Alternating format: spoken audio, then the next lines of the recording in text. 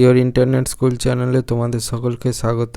তো আজকে আমরা ক্লাস 7-এর Ray and Martin question bank অনুসারে মডেল সেট 21 এর কোশ্চেন অ্যান্সারগুলো সলভেশন করব। তো দেরি না করে চলো ভিডিওটা শুরু করা যাক। তো প্রথমে বলেছে 1 সমকোণী সমদ্বিবাহু ত্রিভুজের কোণগুলির অনুপাত কত? সমদ্বিবাহু ত্রিভুজের কোণগুলোর মান হচ্ছে 90 ডিগ্রি, 45 ডিগ্রি, 45 ডিগ্রি। অতএব সমকোণী সমদ্বিবাহু ত্রিভুজের কোণগুলোর অনুপাত হচ্ছে 90:45:45। তাহলে সেখান থেকে লিখতে পারি 2:1:1। এটা হয়ে গেল আমার অ্যান্সার। 2 640 টাকা হাদা ও ভোদার মধ্যে 5:3 অনুপাতে ভাগ করার পর ভোদার ভাগে কত টাকা পড়বে? প্রশ্নানুসারে ভোদার ভাগে পড়বে 640 × 3/5 + 3। তাহলে সেখান থেকে লিখতে পারি 640 × 3/8। 8 দিয়ে 640কে কাটলে হয় 80। তাহলে 80 × 3 240 টাকা। অতএব ভোদার ভাগে 240 টাকা পড়বে। এটা হয়ে গেল আমার অ্যান্সার।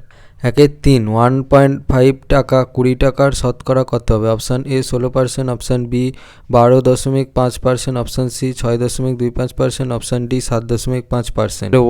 1.5 টাকা 20 টাকার শতকরা 1.5 / 20 × 100%। 1.5 × 100 / 20 × 10। দশমিক তোলার জন্য 10 দিয়ে নিচে ভাগ করলাম।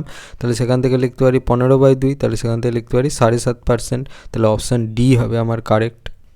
4 35.4 ডিভাইডেড বাই 0.03 × 0.06 এর মান হবে option A 90.8, option B 88.8, option C 80.8, option D 70.8। অঙ্কটা লিখে নিলাম। তাহলে সেখান থেকে লিখতে পারি 35.4 ডিভাইডেড বাই 0.03 × 0.06। তাহলে সেখান থেকে লিখতে পারি 354 × 100 × 6 ডিভাইডেড বাই 10 × 3 × 100। তাহলে দশমিকগুলো তোলার জন্যে আমি 100 দিয়ে ডিভাইড করেছি এবং যেটা যেখানে যাওয়ার দরকার সেটা সেখানে পৌঁছে দিয়ে তারপর এখান থেকে আমি কাটাকাটি করব। তাহলে সেখান থেকে পাবো হচ্ছে 35.4 × 2। তাহলে সেখান থেকে পাবো হচ্ছে 70.8। তাহলে অপশান ডি হবে আমার কারেক্ট। 5 প্রদত্ত অনুপাতটিকে লঘিষ্ঠ আকারে পরিণত করো ও তার ব্যস্ত অনুপাতটি লেখো। 9xy = 12xy। 9xy = 12xy। তাহলে সেখান থেকে লিখতে পারি 3xy = 4xy। তাহলে সেখান থেকে লিখতে পারি 3:4। তাহলে এর ব্যস্ত অনুপাত হচ্ছে 4:3। এটা হয়ে গেল আমার অ্যান্সার। তারপর 6 গুরু অনুপাতটি হলো option A 1:1, option B 1:3, option C 2:3, option D 3:2। গুরু অনুপাত মানে পদটা বড় হবে। তাহলে এখানে দেখো সবকটা অপশানের মধ্যে অপশান ডি এর হচ্ছে পূর্বপদটা বড়। তাহলে অপশান ডি হবে আমার কারেক্ট। তারপর 7 বলেছে 41.5, 3, 4.5, 9 এই চারটি সংখ্যা সমানুপাতে আছে কি? সমানুপাতের নির্ণয়ের সূত্র কি জানি? প্রথম পদ × চতুর্থ পদ = দ্বিতীয় পদ × তৃতীয় পদ। তাহলে সেই অনুসারে আমি প্রত্যেকটা পদের মান বসিয়ে নিলাম। 41.5 × 9 = 4.5 × 3। তাহলে সেখান থেকে লিখতে পারি 373.5 = 13.5। যেহেতু এখানে প্রথম পদ × চতুর্থ পদ নট = দ্বিতীয় পদ × তৃতীয় পদ, অতএব 41.5, 4.5, 3, 9 এরা সমানুপাতি নয়। এটা হয়ে গেল আমার অ্যান্সার। 8 শূন্যস্থান পূরণ করো। 21:28 3 চতুর্থ পদ দিয়ে = x। তাহলে 21:28 3 তাহলে সেখান থেকে লিখতে পারি 21/28 = 3/x। তাহলে সেখান থেকে লিখতে পারি x = 3 × 28 / 21। তাহলে সেখান থেকে লিখতে পারি x = 4। তাহলে অতএব চতুর্থ পদটা হচ্ছে আমার 4। এটা হয়ে গেল আমার অ্যান্সার। 9 ক্রমিক সমানুপাতি তিনটি সংখ্যার প্রথম ও দ্বিতীয় সংখ্যা দুটি হলো যথাক্রমে 9 ও 12। তৃতীয় সংখ্যাটি লেখো। কি জানি অনুপাতের তৃতীয় সংখ্যা বের করার নিয়ম হচ্ছে তৃতীয় সংখ্যা = দ্বিতীয় সংখ্যা স্কয়ার ডিভাইডেড বাই প্রথম সংখ্যা। তাহলে সেখান থেকে লিখতে পারি 12 স্কয়ার ডিভাইডেড বাই 9। তাহলে সেখান থেকে লিখতে পারি 12 × 12 ডিভাইডেড বাই 9। তাহলে সেখান থেকে পাবো হচ্ছে 4 × 4 তার মানে 16। অতএব তৃতীয় সংখ্যাটা হচ্ছে 16। এটা হয়ে গেল আমার অ্যান্সার। 10 অমল 3টি খাতা 30 টাকায় কিনেছে। ওইরূপ 7 খাতা কিনতে মোট কত খরচ হবে? খাতার পরিমাণ আর খাতার দাম গণিতের ভাষায় সমস্যাটি হলো বলে করে নিলাম। তাহলে খাতার পরিমাণ 3, খাতার দাম 30, খাতার পরিমাণ 7, খাতার দাম হোয়াট। অমল 3টি খাতা কেনে 30 টাকায়। তাহলে একটি খাতা কেনে 30 ডিভাইডেড বাই 3 টাকায় আর 7টি খাতা কেনে 30 ডিভাইডেড বাই 3 × 7 তার মানে হচ্ছে 10 × 7 তার মানে 70 টাকায়। তাহলে অতএব 7টি খাতা কিনতে 70 টাকা খরচ হবে। এটা হয়ে গেল আমার অ্যান্সার। 11 x⁴m × y⁴m এর মান হলো option A xy⁴m, option B xy⁴m, option C x⁴my, option D সবগুলো। অনুসারে আমি লিখতে পারি x⁴m × y⁴m = xy⁴m। তাহলে অপশান বি হবে আমার কারেক্ট। একটা বাঁশের দৈর্ঘ্যর 1/3 অংশ লাল, 1/5 অংশের রং সবুজ এবং বাকি 14 মিটার হলুদ রং এর হলে বাঁশটির দৈর্ঘ্য কত? করি সম্পূর্ণ বাঁশের দৈর্ঘ্য 1 অংশ, তাহলে বাঁশের দৈর্ঘ্যের 1/3 অংশ লাল রং ও 1/5 অংশে সবুজ রং করা হয়েছে, অতএব মোট রং করা হয়েছে 1/3 প্লাস 1/5 অংশ, তার মানে 8/15 অংশ, বাকি 14 মিটার হলুদ রং করা হয়েছে। অনুসারে লিখতে পারি 1 মাইনাস 1/3 প্লাস 1/5 অংশ ইজুকাল টু 14 মিটার, বা সেখান থেকে লিখতে পারি 1 মাইনাস 8/15 অংশ ইজুকাল টু 14 মিটার, তাহলে সেখান থেকে লিখতে পারি 7/15 অংশ ইজুকাল টু 14 মিটার, সেখান থেকে লিখতে পারি 1 অংশ equal to 14 divided by 7/15 metre, তাহলে সেখান থেকে লিখতে পারি 14 ইন্টু 15/7 মিটার, তাহলে সেখান থেকে লিখতে পারি 30 মিটার, তাহলে অতএব বাঁশটি 30 মিটার লম্বা। এটা হয়ে গেল আমার অ্যান্সার।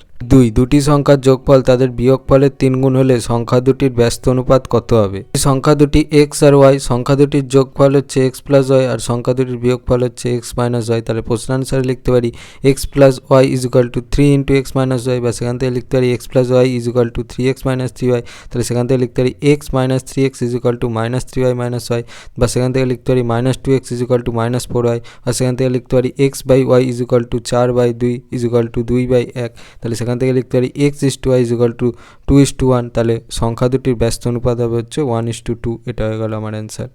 কিছু পরিমাণ খাদ্যে 12 জন লোকের 20 দিন চলে, তাহলে ওই খাদ্যে 40 জন লোকের কত দিন চলবে? অনুসারে লিখতে পারি গণিতের ভাষায় সমস্যাটি হলো লোক সংখ্যা জন আর দিন সংখ্যা, লোক সংখ্যা 12, দিন সংখ্যা 20, লোক সংখ্যা 40, দিন সংখ্যা হওয়ার, তাহলে কিছু পরিমাণ খাদ্যে কম সংখ্যক লোকের বেশি দিন চলে, আবার বেশি সংখ্যক লোকের কম দিন চলে।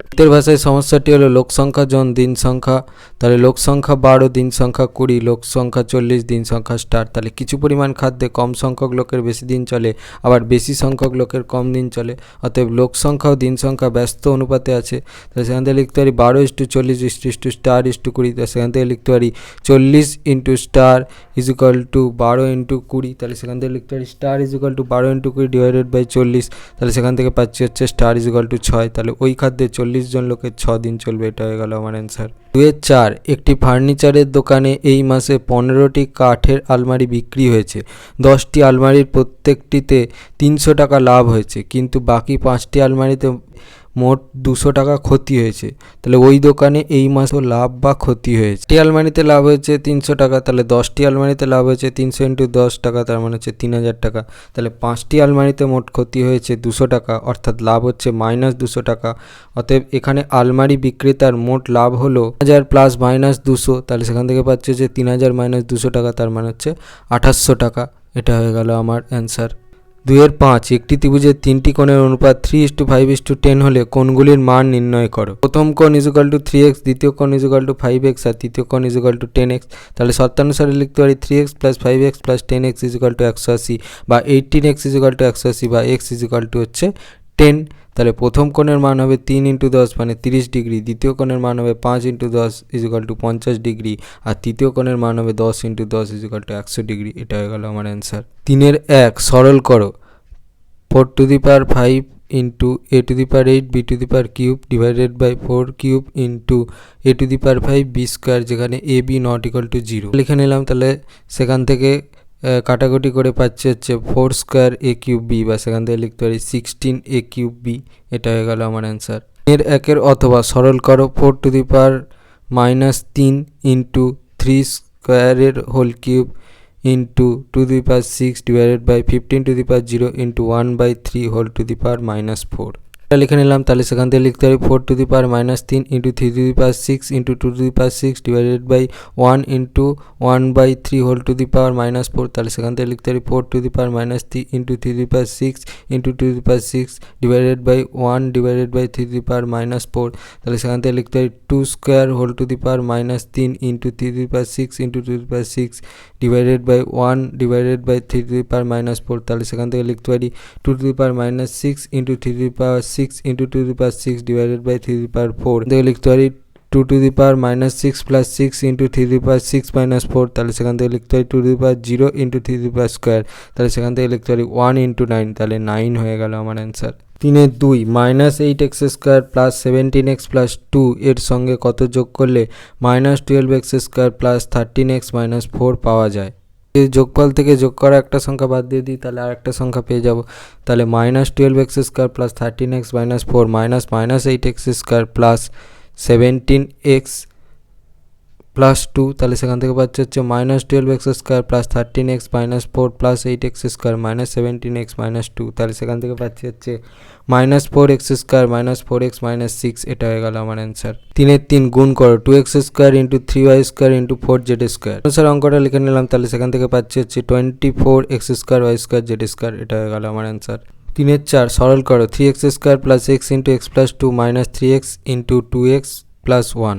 অঙ্কটা লিখে নিলাম, তাহলে সেখান থেকে পাচ্ছি হচ্ছে 3x square plus x square plus 2x minus 6x square minus 3x, তাহলে সেখান থেকে লিখতে পারি হচ্ছে 4x square plus 2x minus 6x square minus 3x, তাহলে সেখান থেকে লিখতে পারি হচ্ছে minus 2x square minus x। এটা হয়ে গেল আমার অ্যান্সার। এর 5 প্রদত্ত বিস্তার থেকে সংখ্যাটি লেখো 8 into 10⁴ plus 2 into 10³ plus 3 into 10 square plus 6 নিলাম, তাহলে সেখান থেকে লিখছে হচ্ছে 8 into 10,000 plus 2 into 1000 plus 3 into 100 plus 6, তাহলে সেখান থেকে লিখতে পারি 80,000 প্লাস 2,000 প্লাস 300 প্লাস 6, তাহলে সেখান থেকে লিখতে পারি 82,306। এটা হয়ে গেল আমার অ্যান্সার। এর এক স্কেল পেন্সিল ও কম্পাসের সাহায্যে 10 সেমি একটি সরলরেখাংশকে 4টি সমান ভাগে ভাগ করো এবং প্রতিটি অংশের নামকরণ করো। স্কেল পেন্সিলের সাহায্যে আমরা প্রথমে 10 সেমি সরলরেখাংশটার মাপ নিয়ে টেনে নিয়েছি, তারপর সেটাকে অর্ধেকের বেশি মাপ নিয়ে আমি সমদ্বিখণ্ডিত করেছি। তারপর যে দুটো অংশ পেলাম তার প্রথম অংশটাকে আবার অর্ধেকের বেশি মাপ নিয়ে সমদ্বিখণ্ডিত করেছি, আর দ্বিতীয় অংশটাকে আমি অর্ধেকের বেশি মাপ নিয়ে সমদ্বিখণ্ডিত করে 4/2 স্কেল পেন্সিল ও কম্পাসের সাহায্যে 60 ডিগ্রি কোণ অঙ্কন করো, ওই কোণটিকে সমদ্বিখণ্ডিত করে কোণগুলোর নাম দাও। লেখাংশের উপরে প্রথমে 60 ডিগ্রি এঁকে নিয়েছি, তারপর সেই 60 ডিগ্রিটাকে অর্ধেকের বেশি মাপ নিয়ে সমদ্বিখণ্ডিত করেছি, তাহলে সেখান থেকে পেয়েছি কোণ ABC = 60 ডিগ্রি আর কোণ DBC = 30 ডিগ্রি।